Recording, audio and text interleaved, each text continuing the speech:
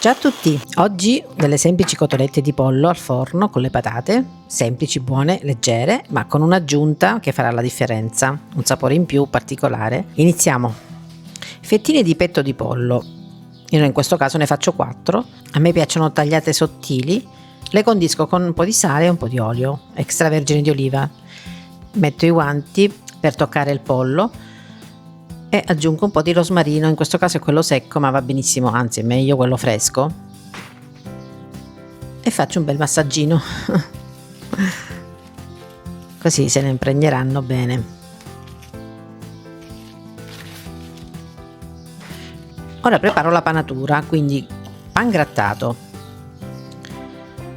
e metto i funghi secchi porcini, questi sono quelli secchi, non li ho mollati, li ho solamente puliti con un panno umido, 4-5 pezzi in tutto, più uno spicchio d'aglio, e li trito insieme, così verranno belli tritati. Se invece fossero stati bagnati non si sarebbero amalgamati con il pane.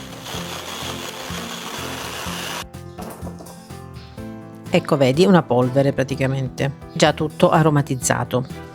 Non resta che impanare le fette, visto che sono già condite con l'olio, attaccherà benissimo la panatura.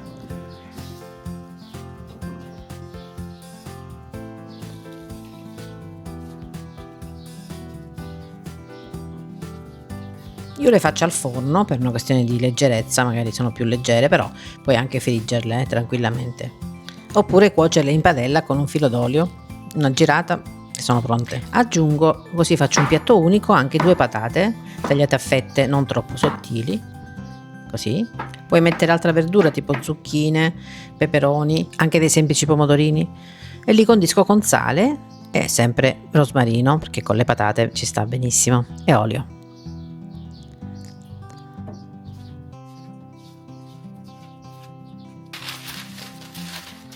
E dispongo tutto sulla teglia del forno in dotazione con carta forno e un po' di olio sotto.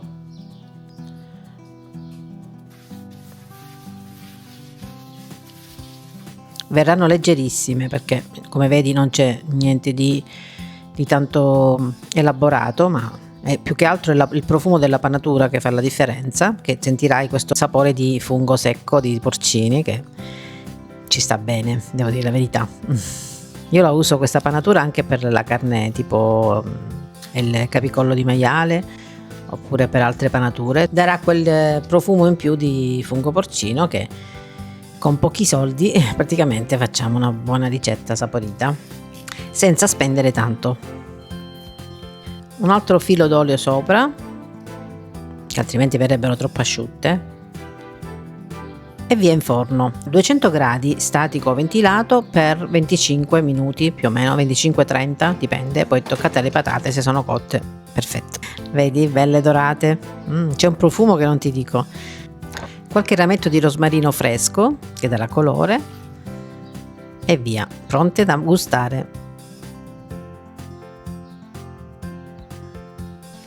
Un piatto completo, ci sono carboidrati, ci sono le proteine della carne, quindi si può mangiare benissimo come piatto unico. Una cena sfiziosa, veloce, magari puoi accompagnarla con qualche salsa anche fatta in casa, un'insalata verde, e buon appetito, tenerissima.